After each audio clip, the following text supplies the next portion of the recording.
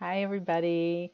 It's Ricky Heller from rickyheller.com, and I help people with dietary restrictions love their food without feeling deprived. I teach them how to cook, eat, and love their food again so they can focus on other things like healing their bodies.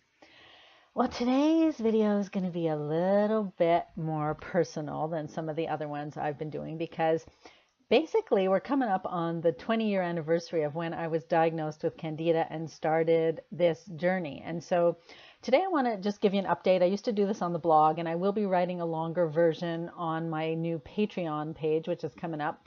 But for now, I wanted to do this on the video and just give you a little update in terms of where things are, what I've gone through in terms of the stages, what you can expect if you are dealing with Candida, and a main question, which is, can you really have chronic Candida for 20 years like I have?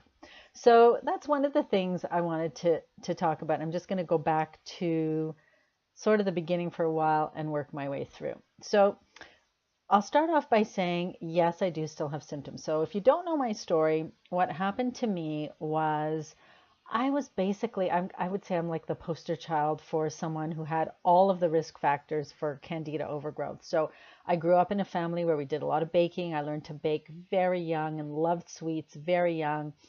I had all kinds of fungal infections when I was a little kid that we didn't attribute to anything in particular. I had massive doses of antibiotics as a teenager for acne, and then as a young adult for various infections that happened. I overate sugar and processed foods through pretty much my whole life. And I also had over-the-counter drugs, and I had contact with pesticides and lots of toxins, as well as lots of stress and anxiety in my life. So you put that all together, boom, you are definitely going to have, well, I won't say definitely, I definitely had Candida overgrowth.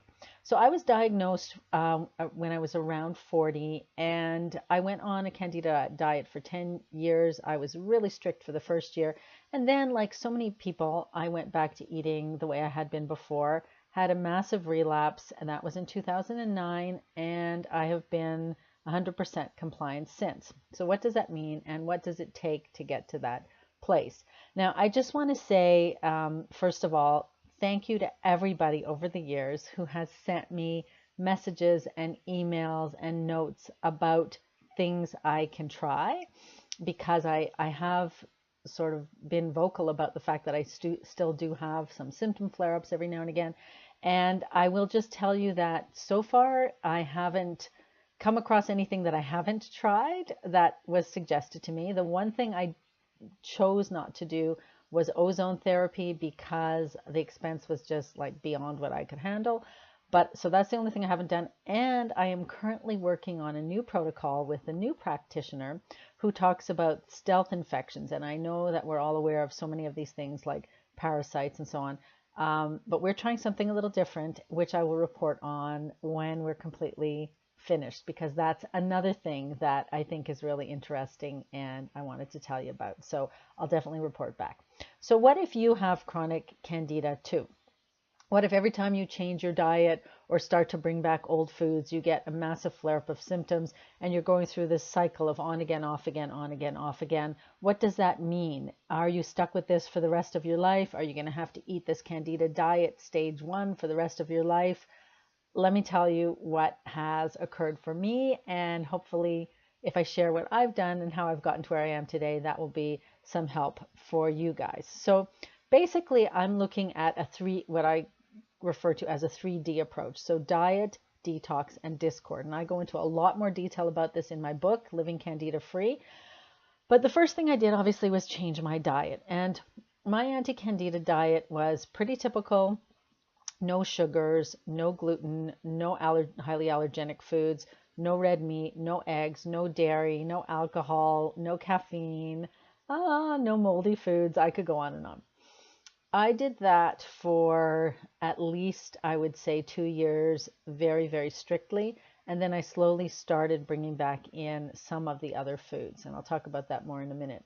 I also do regular detoxifying because I believe that people who have Candida overgrowth are toxic. And When your body is toxic, your immune system's overwhelmed. And if you have Candida overgrowth, your immune system isn't able to keep it in check. And that's when you get a lot of these symptoms.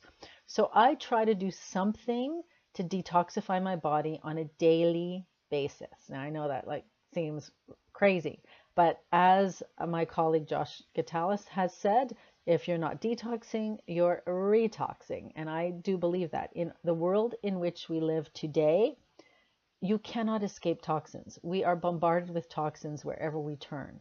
So I think you should be doing something to try to clear those toxins from your body daily. And it could be something as simple as eating cilantro, fresh cilantro, which works as a heavy metal chelator. It draws heavy metals out of your body. It could be something more significant like an infrared sauna, which at one point in my life I did every single day for a full year. It could be any other number of detoxifying practices that people use. You could do an actual food detox. So I go on a kind of a food cleanse about 4 times a year, where I might have just juices for a couple days after I clean up my diet. And yes, my diet is extremely clean compared to most people, but I could still take things out of it, like sweet treats, for instance. So that's something that you could do. There are lots of ways that you can work on detoxifying. And I think it's really important to do that, because if you're not removing toxins from the body, they're being allowed to accumulate day to day as you're increasingly taking in more and more toxins. One of my favorite books about this is Suzanne Summers' Tox Sick, T-O-X dash the word sick, S-I-C-K. And she talks about her own and her husband's journey detoxifying, where they thought he had Parkinson's. It turned out that he had, I think it was black mold poisoning, right? So she interviews experts, and she talks about all the different ways you can detoxify. And I think it's a really great book. I have great admiration and respect for what she has done in the holistic health world, and the information she has amassed from many doctors and scientists. And so, yeah. And then the third D is discord. And by that, I mean any kind of emotional discord, psychological discord that's going on in one's mind. So for me, this has meant working on stress, anxiety, or de-stress, de-escalating anxiety, and also just working on myself, of personal growth, understanding myself better, dealing with personal baggage, all of that stuff over the years. And this, I believe, is just ongoing, probably going to continue till the day I die. But I have made great strides based on what I've done so far. I know I have lots left to do. And you can do things like therapy is useful for some people. Working with a life coach is useful for some people. Just inner works, meditating. And by that, I mean, sure, the technical, definition of meditation, you can do that. But even just meditating as in thinking deeply about something, reviewing your past and your behaviors and what you like and don't like about yourself, what you want to change about yourself, if there's anything you want to change about yourself, how you can grow into the best person you can be. There can be a lot of work around that. And the reason I think this is important is because I have actually come to believe that stress is possibly, if not equivalent to food and diet and lifestyle. Well, stress is part of lifestyle, but in terms of how it affects your Candida, I've come to believe it might even be more important. So I've told this story before, but for me, for instance, when I was just starting the anti-Candida diet, it was like the first winter. So I started in March, and I think it was like the next winter, so less than a year. My husband and I went to Florida for a little holiday. And of course, I was really worried about the food because I was still on a very, very strict diet. I was afraid I wasn't going to find anything to eat. So I was like a drill sergeant with every single wait staff person, like what's in this? What are the exact ingredients, so that I could be sure I could eat stuff. We found a great restaurant that was willing to accommodate a lot of dietary restrictions. And I still remember what it was. It was an edamame, which is green soybeans, fresh soybeans, and butternut squash hash dish.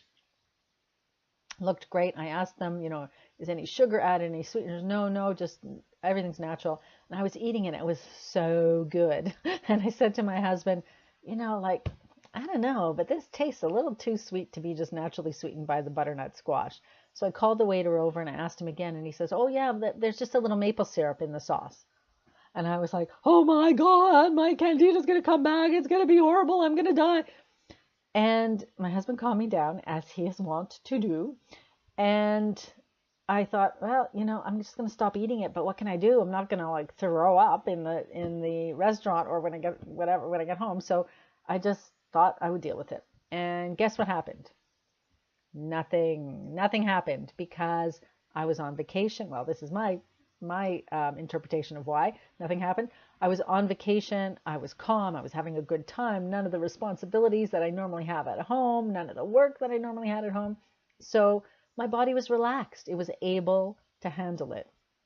Now, as they say on commercials, don't try this at home, because if I had gone home and done that, I know that I would have had a severe response, because even tiny variations from my diet, where I tried to use unsweetened dried blueberries in a baked good, eat one date the next year, things like that would just throw me off balance, because I was in my normal state of mind. So for me, and I believe for everyone, but certainly for every individual client I've ever worked with, this has been true.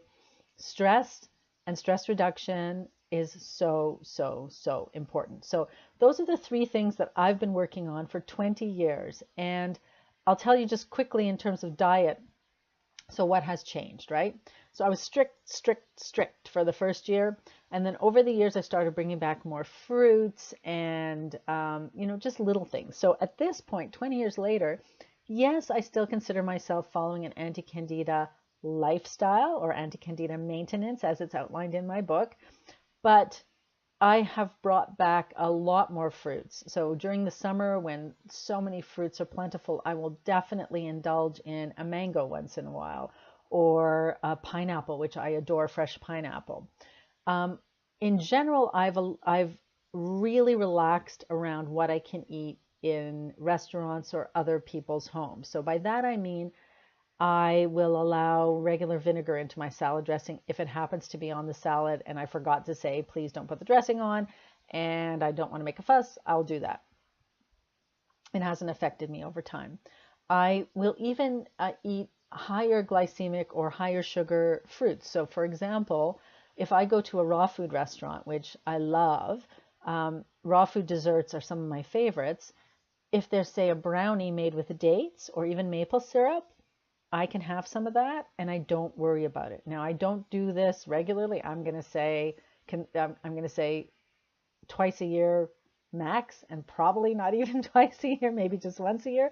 However, I wouldn't worry about it. So little things like that, I'm totally fine with these days. For me, the things that will never change are never white sugar or refined sugar. I will never allow that into my diet knowingly. Never white refined wheat flour, like all-purpose flour. Never gluten. So I don't even have like whole wheat bread or Ezekiel bread or anything that's made with wheat or gluten. And for the time being, I'm still not consuming alcohol, which I haven't had since 2009. And it's not that I didn't drink it before. I was, a very happy social drinker. My husband and I would have a glass of wine with dinner. But I feel right now that my body's not ready for that. So I'm not going to have it because it's not worth it. So my diet is much more relaxed, but I still do not bring those foods back. So after 20 years of doing this, here are my conclusions. And so if you've skipped ahead and you want to just see the conclusions, this is what I've come to believe. A few points that I want to share. The first is, number one, the cure must match the illness. And by that I mean we live in an instant, I want it yesterday, give me the results right now kind of world these days. I think that's a shame, because on every level that causes problems. However, when you're looking at healing from an illness, that can really throw you for a loop, and it can cause people to stop trying way, way, way, way too soon. So, for example, I have people emailing me, or my clients that I work with will say to me, but I've been doing this for 3 months and I'm not better yet. So I would ask you to think, how long did it take you to get sick? Like I said, when I went back through my history, I was maybe 3 or 4 the first time I had a fungal related issue. I was 40 before I was diagnosed clearly with Candida. So in 40 years of building up this disease inside my body, am I really expecting to be completely better in 3 months? If I am, I'm deluded. I'm sorry to say. So you have to give your body a chance to heal. I firmly, firmly believe that our bodies are designed to heal and they want to heal, but we have to give them the right conditions for long enough that that can happen. So again, you might know this, but I'll just repeat it for people who are new. I was on stage 1, strict anti-Candida diet protocol for about 6 months before I saw any change in my rash at all. And I had a rash that went from here to here, burning, itching, painful, red, blistering, ugly, awful rash, and no change for about 6 months. And I was doing everything, including diet, supplements, and prescription antifungals for 6 months. Then things started getting better. By the end of a year, I was about 90% better. So it's kind of like a very sharp curve, right? Like you may find you have what seems like a plateau for a long time, and then boom, as soon as your body realizes, hey, these are the right conditions, we're not going back to what we were doing before, okay, I can work on this now, things can get better.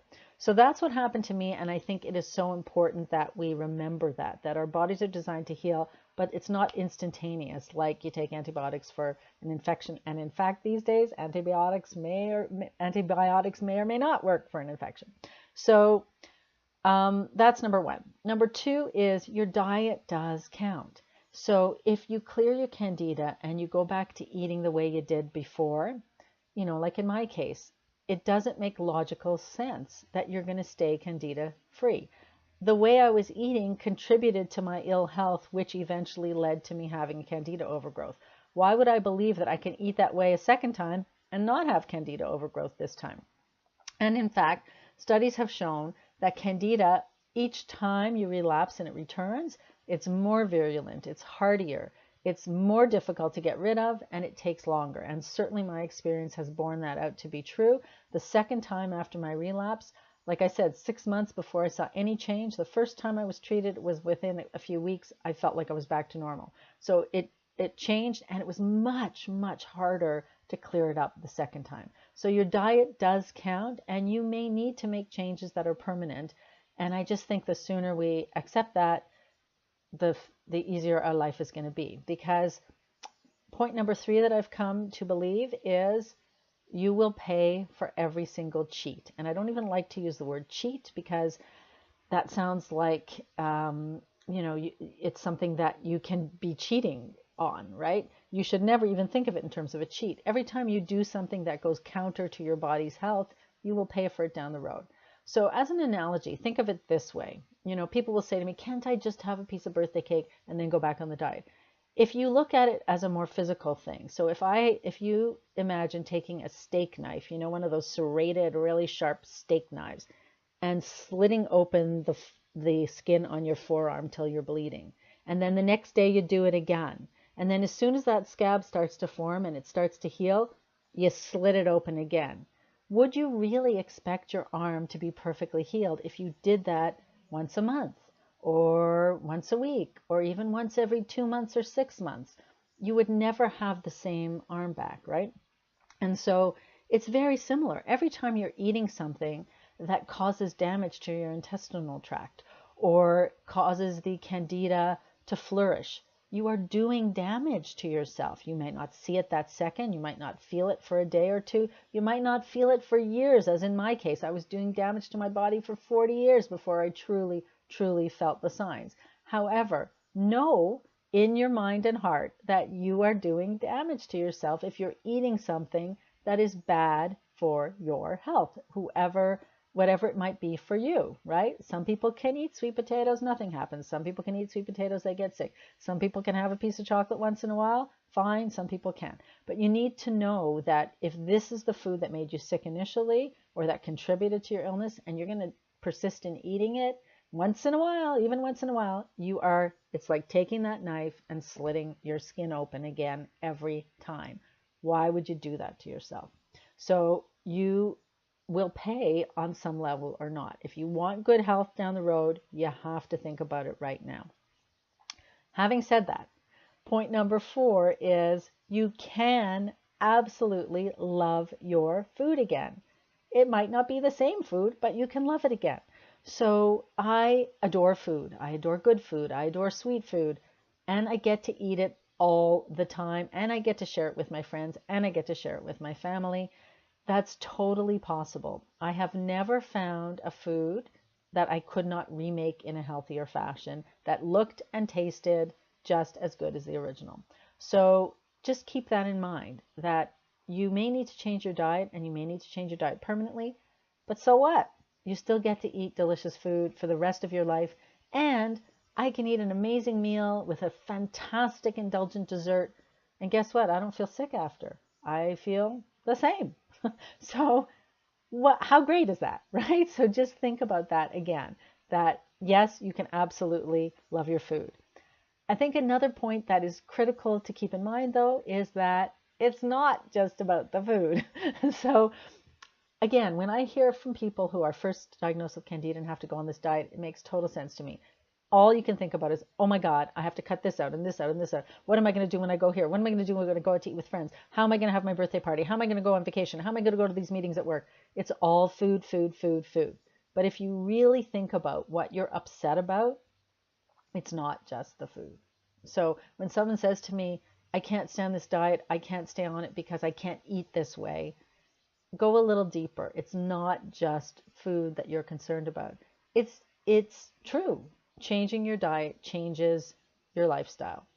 And so we need to look at some of the other factors that are being influenced and work on those as well if we want to be compliant and be able to stick with it for 20 years. For me now, this just is my life, but it wasn't always easy in the beginning. It takes time. It takes adjustment. So back to the original question that I kind of teased you with at the beginning of the video and in the title of the blog post. Can you really have chronic Candida for 20 years? Yes, you can. And what that simply means is there's something that's allowing the Candida to overgrow. In my case, because I've been so compliant on the diet, like I said, we're looking for other stealth infections. And if you have other ideas, keep them coming, folks. But so far, we haven't come across one that I haven't learned about or tried or looked at more deeply. But I'll let you know which one my new practitioner is looking at as soon as I can share more. I'm being I'm teasing you guys, but that's something that I'm writing about and I'm keeping track, and I will share for sure.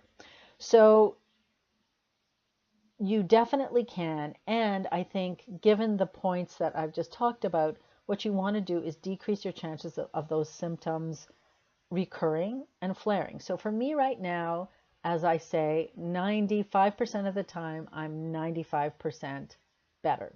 So I really don't think about my symptoms on a daily basis anymore.